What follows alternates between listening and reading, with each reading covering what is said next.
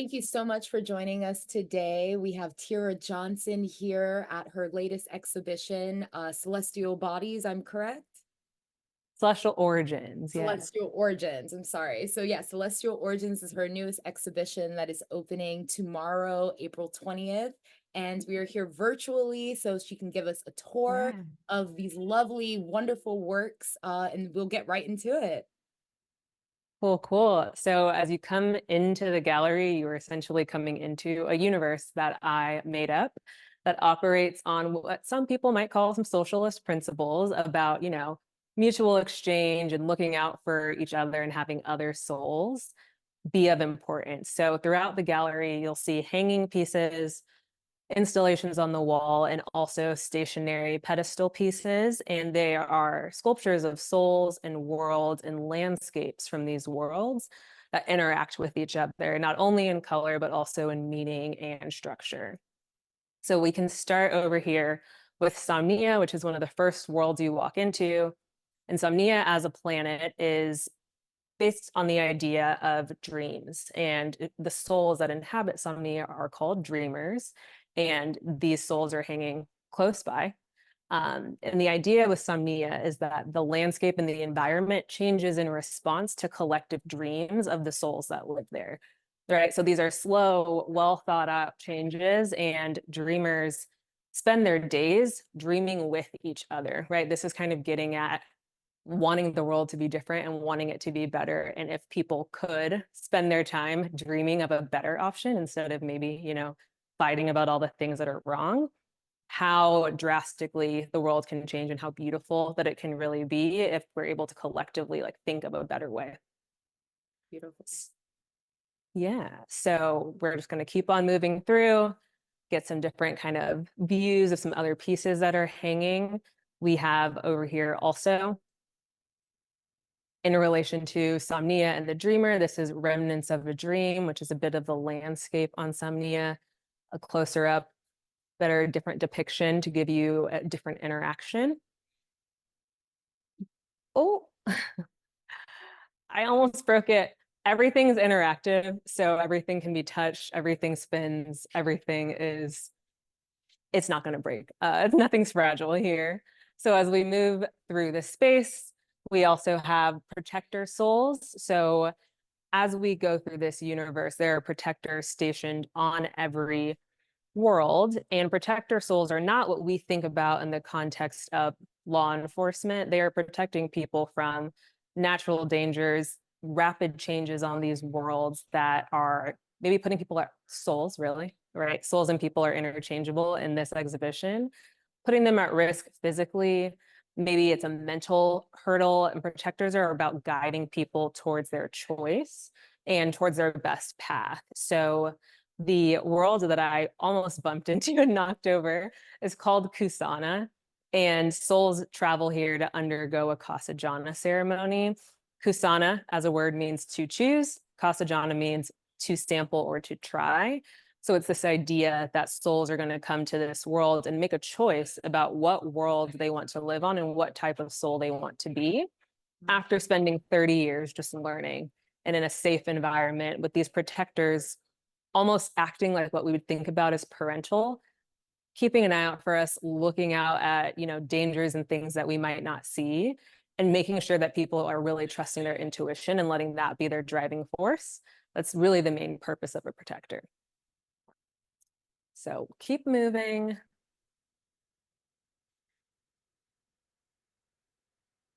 And can you tell us a little bit about the hanging tags that are on the bottom of the ones? Yeah. So if you want to come a little bit closer to zoom in, the tags are actually introductions. They're self-introductions to the soul. So this is the tag for historian, and I'll read it quickly. I'm historian 555.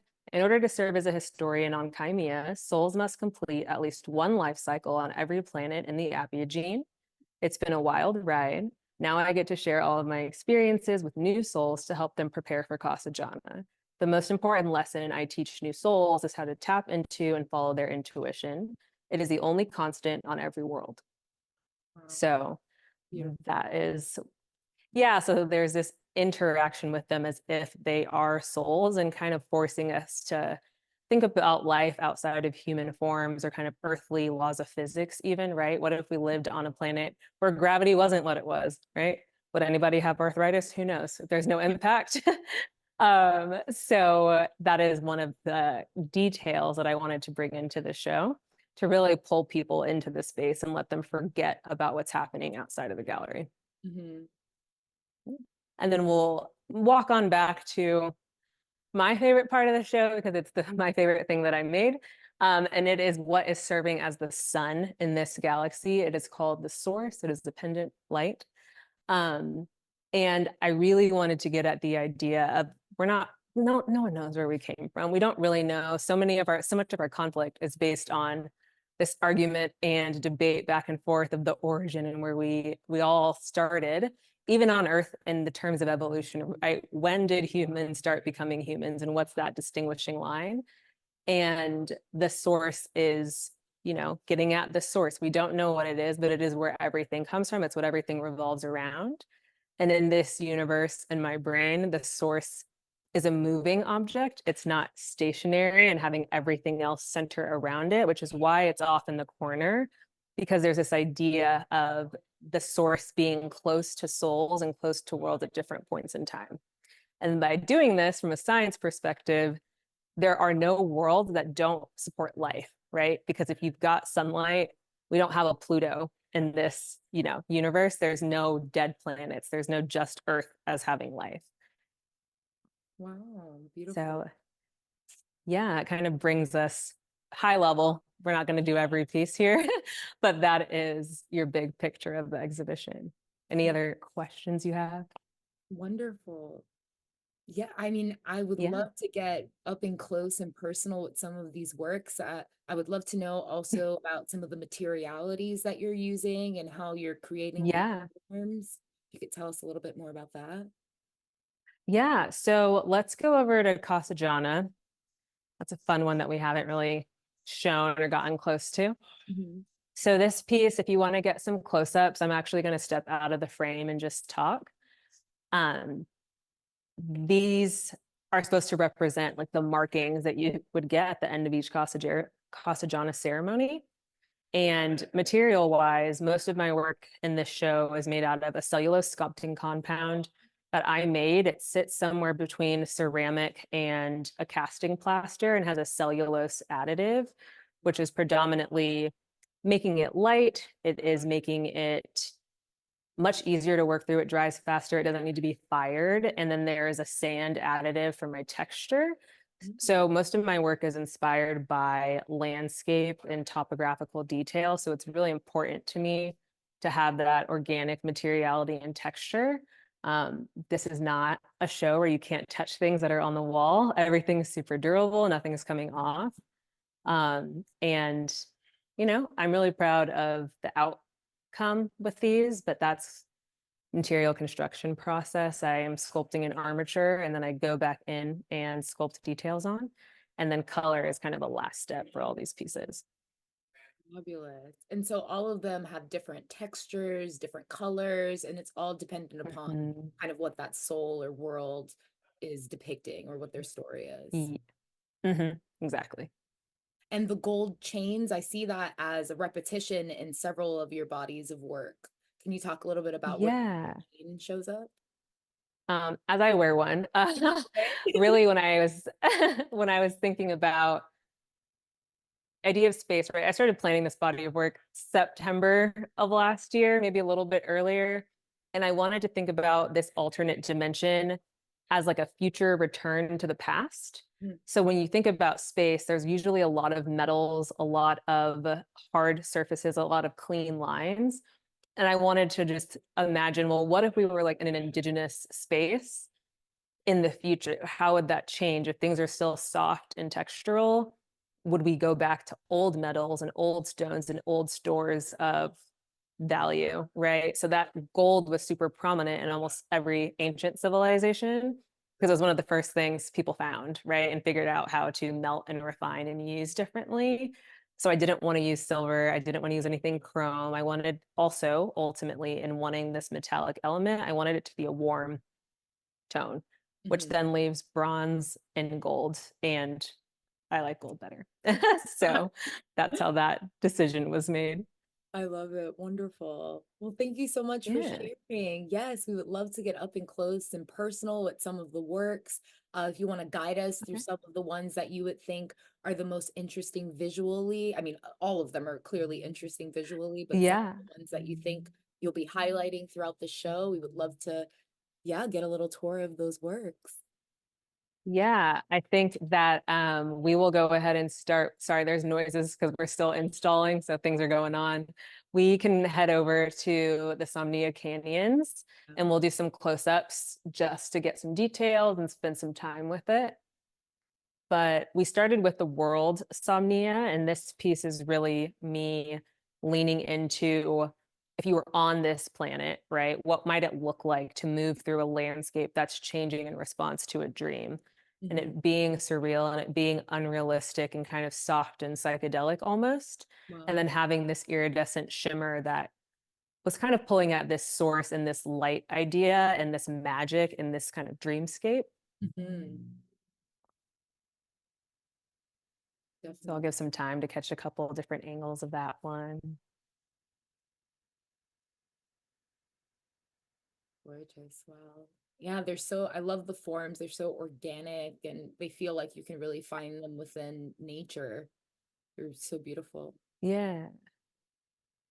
And then we'll head over to this back wall. There is a series of three that are what I call portraits of a landscape, and they are representative of the Questia, Somnia, and Mythios planets. If you want to do some close-ups there, we can spend some time. This is kind of that same idea with the canyons and these other wall pieces, right? Giving a closer, more intimate interaction with some of these details. My favorites about these are the texture. They almost look powdery, Yeah. but they're very rigid, very hard, but they look soft from a distance.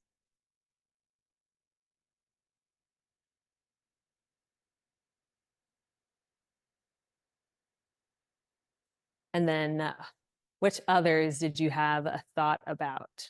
Would you like me to cover? If we could get maybe a closer look at the protector, I know that was one that you said, is kind Yeah. of almost another guiding light throughout the show. So we would love to get a close up of that one too. Yeah, we'll go do a close up of Protector and get like a 360 since it's on a pedestal. Mhm. We can go all the way around and then I'll kind of hop out of that frame for you. Wow, yeah, you can really see the gold coming in here.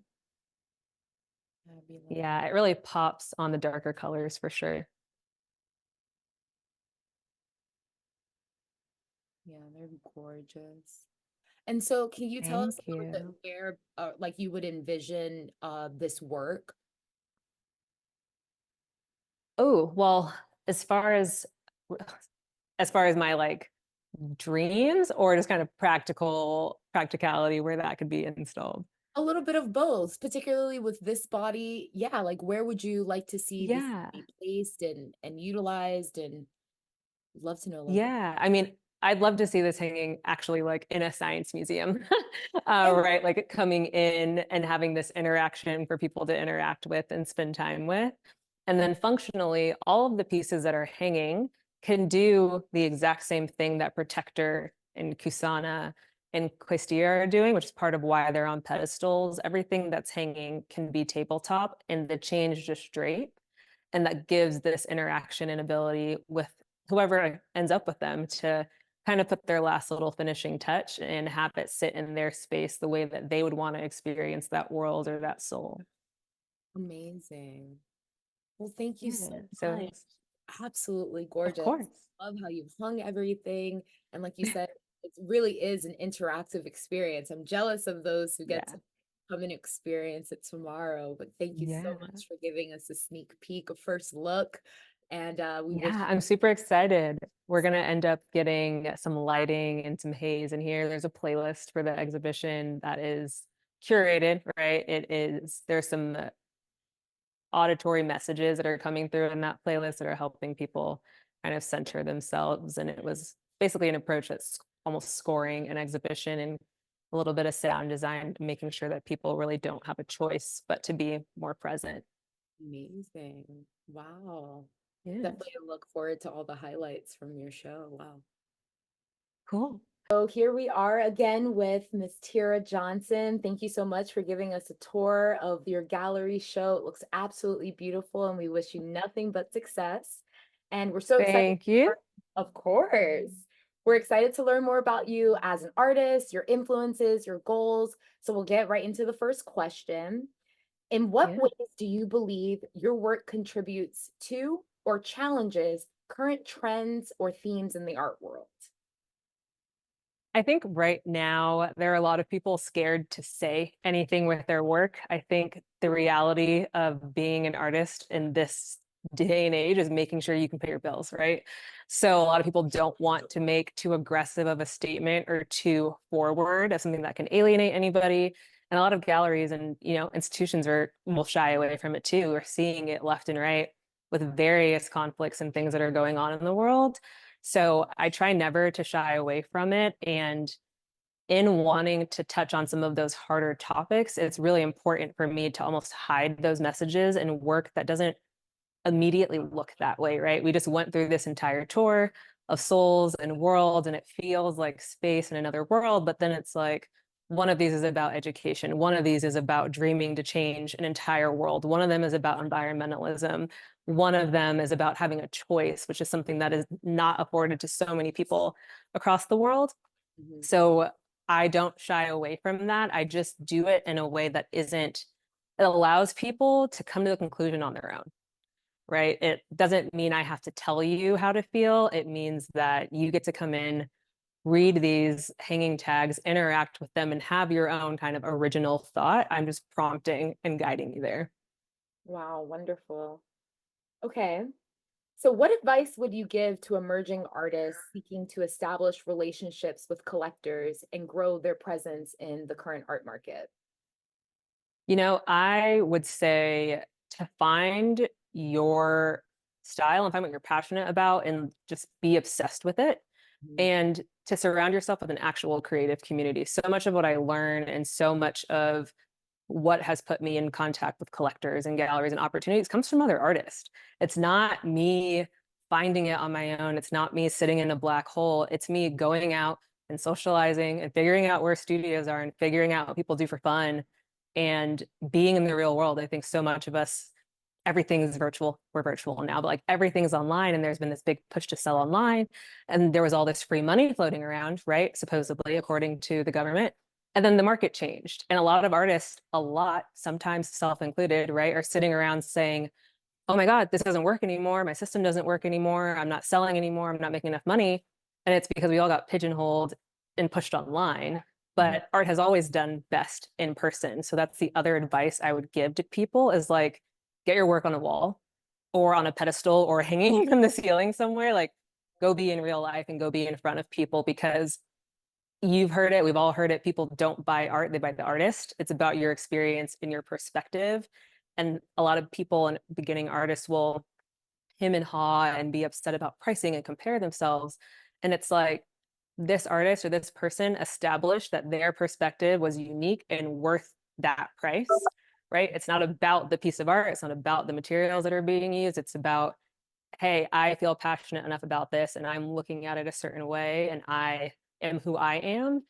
And if you connect with that, then you'll connect with the work and then the sales start happening. They don't happen on their own. That's a joke, that's a lie. There's so much work involved in it, but that is the advice that I would give anyone is like know your thing because you do have to be obsessed with it. You do when I'm sitting around, I'm scrolling design and I'm looking at, articles on the latest architectural changes. Like that's my happy place. It's what I do when I sit and watch Netflix. It's like it's what I care about. And instead of trying to find a hole in a market or fit or be somewhere that's not natural for me, I just was like, let's just be really, really, really good at what you care the most about Mhm. and then be social because that is the component that so many people miss. And it's not natural for everyone.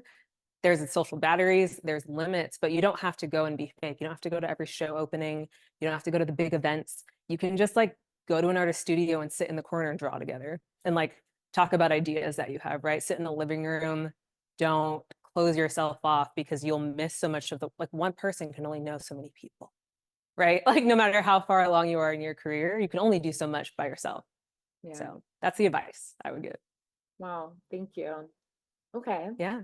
And so we talked a little bit about what inspired the concepts behind your current exhibition. So, how Mhm. do you hope that viewers will interpret or engage with your work in this particular format?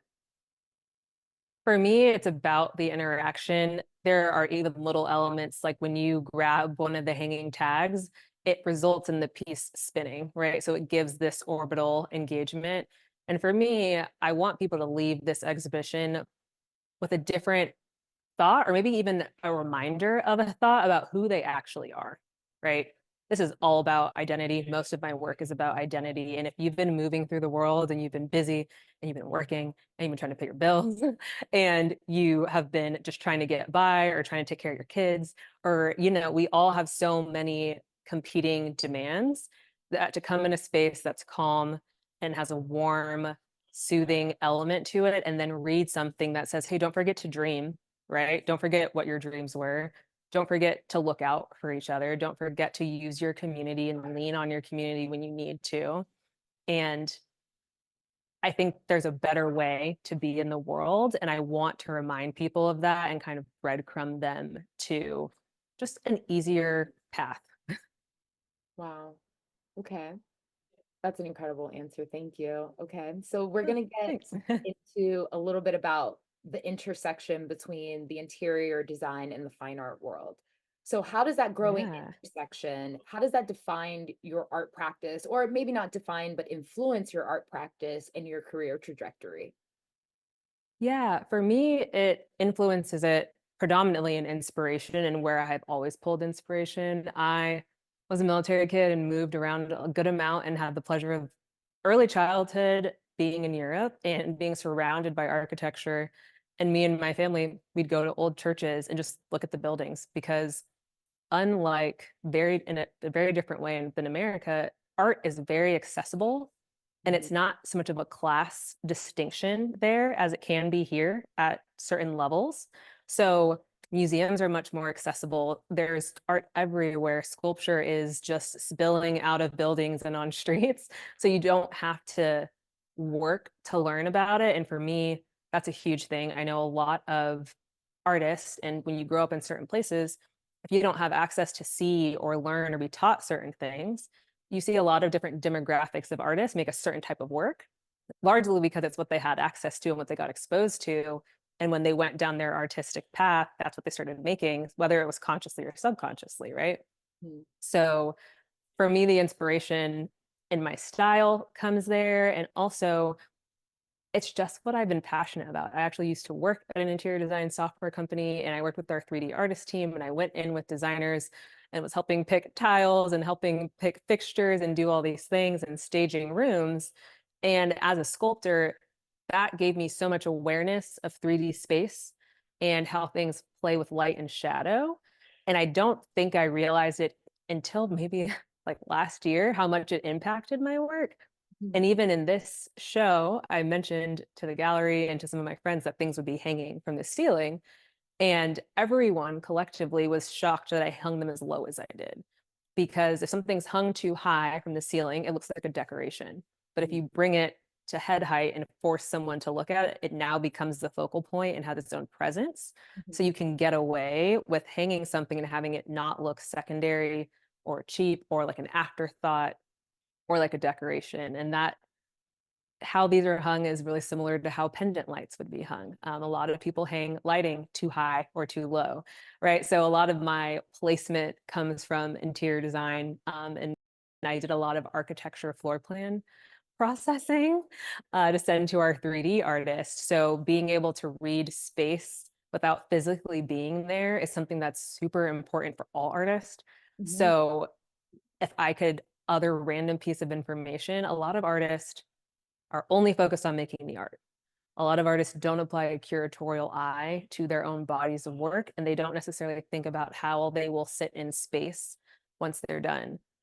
Sculptors and some other mixed media or even large scale artists don't have that option, right? If you're a muralist, you can't not think about the scale of the space, right? Right. But a lot of painters and sometimes even photographers, when they get into putting out a print, aren't necessarily thinking about how that's going to have presence in the space that it'll be displayed. So that is a decision that I make while I'm making the pieces.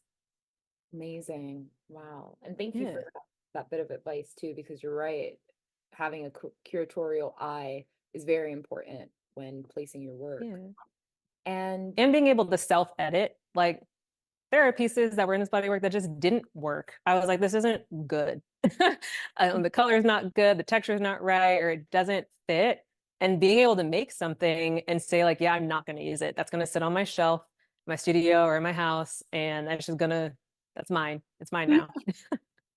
it's now part of the artist collection, personal collection. Uh-huh. If I die and it's worth a lot one day, my family will make a bunch of money. But a lot of failed tests and samples. And I think that's another thing. People have to be willing to break things and test things. And it can be hard when we're artists and we're paying for every little penny of a supply.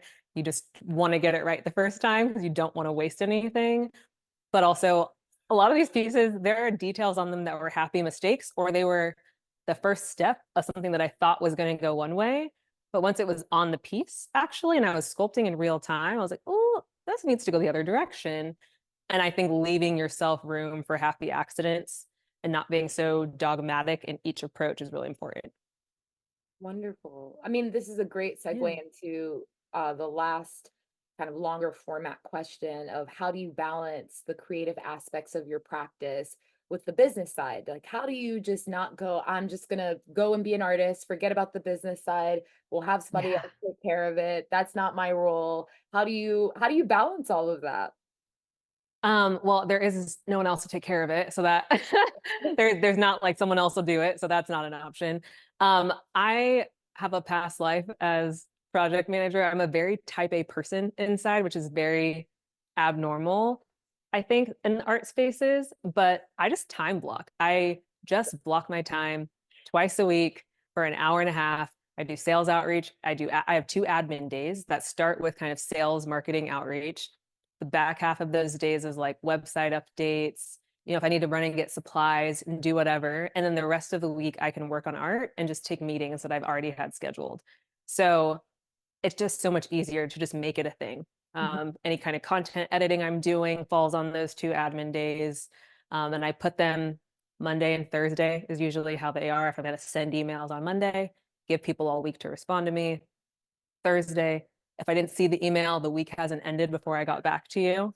So, that's kind of that cycle that I'm living on. And I think I tried to do it simultaneously for years. And it wasn't until middle of last year that I was like, line in the sand, just sit down and get it done twice a week. And then it made a huge difference. And it makes the process and the task that you're doing super efficient, right? If you are doing all your outreach on one day, you can just down your list. But if you are, here's an email here, an email afternoon, an email the next day, you're going to lose track. You are going to forget to respond to somebody. And that's just how that goes. Wow. I mean, I love that timeline. I feel like that's so helpful for artists that are going to be looking at this video because, yes, you're right. Time blocking and then creating that routine so that it's effortless, I'm sorry, Mm-hmm. is just, Okay. it's so important. I completely agree. Yeah, for Well, sure. thank you so much. We really, really appreciate all of the wonderful advice and sharing a little bit about your world and the world that you've created here at the gallery. Uh, Yeah. and so we ask every artist that we do interviews with three quick rapid fire questions. And so we'll get right into Mm-hmm. so what's the best advice you've ever received? Mm.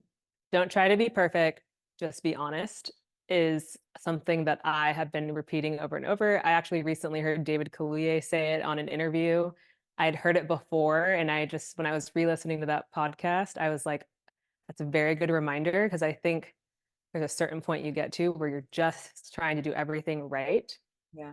And that is just so self-defeating. It's just easier to just try to do the best you can and like always try to do the best you can. And then the cards are going to fall where they fall, you know? Amazing. Okay.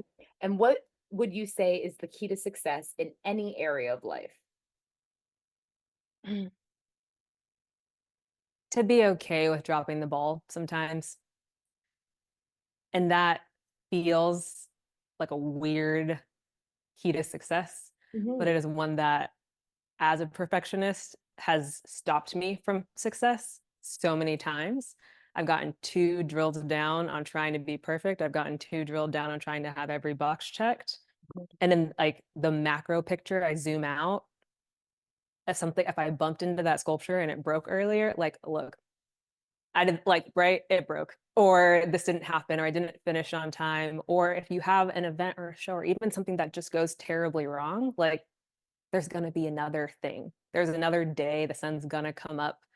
And if you're so afraid of making a mistake the whole time, you're never going to do the thing. You're never even going to start if you just are too focused on trying to be perfect. Yeah. I do think there's value in research and, like, giving yourself the tools to be successful, but at some point you do have to just start, Mhm. and you're going to learn a lesson as soon as you start, you know? Wow.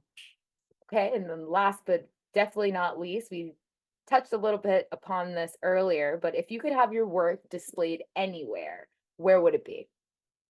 Yeah, I would actually do a topographical maze at the Brooklyn Botanical Garden with tulips and hyacinths, and the spring bulbs are my favorite flowers. And I just want to create a fantastical, like that Sonnia Canyons, if that was life size and covered in all of these blooms that come up in the spring, would be short lived, a little bit ethereal in nature. It's kind of my dream exhibition, actually, or kind of collaboration, even. Wow, that's absolutely incredible. Well, Yeah. we will definitely be waiting for that exhibition. We'll be the first ones there. Well, thank you I so know I might like send the universe, maybe someone in Brooklyn will see it and be like, actually, I know a guy, right. or I know a person, right? That can make that happen. So we'll That's how we see. hope it works, right? You Well, do. thank you so much. It's been such a pleasure learning more about your process and your work and understanding, yeah, just more about why this exhibition is important Yeah. to your body right now in such a timely Hmm. era. I feel like, yeah, people, this is really Hmm. going to resonate. Yeah. So we wish you the best of luck. Thank Can't wait you. to see all of the photos and videos and, all the comments coming your way. And yes, we'll definitely Yeah. keep in contact and we'll be following up with you. Yeah.